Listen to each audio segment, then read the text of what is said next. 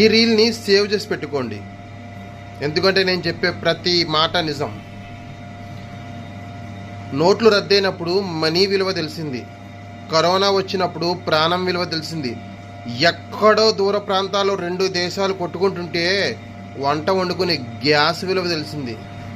రాబోయే కాలంలో తినటానికి తిండి కూడా దొరకని టైంలో రైతు విలువ, రైతు పండించే భూమి విలువ తెలుస్తుంది. భూమిని కాపాడుకోండయ్యా, ప్లాట్లేసి అమ్ముకోకండయ్యా అంటుంటే నీకెందుకు రాని కామెంట్లు పెడుతున్నారు కదా. ఈ రీల్ని సేవ్ చేసి పెట్టుకోండి.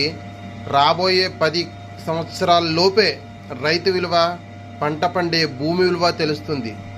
అది కానీ మీకు తెలియకపోతే నేను సగం గుండు కొట్టించుకుని వీడియో చేస్తా. రాబోయే 10 సంవత్సరాలలో జాగ్రత్త పడండి. తెలియకూడదంటే జాగ్రత్త పడండి. భూమిని భూమిలా చూడండి. ప్లాట్లు వేసి అమ్మేయడమో లేకపోతే సిమెంట్ వేసి కప్పేయడమో కాదు. వ్యవసాయం చేస్తున్న భూమి, పంట పండే భూమి పంట పండడానికి మాత్రమే ఉండాలి తప్ప ఫ్లాట్లు కట్టుకోవడానికి కాదు. ఆలోచించండి.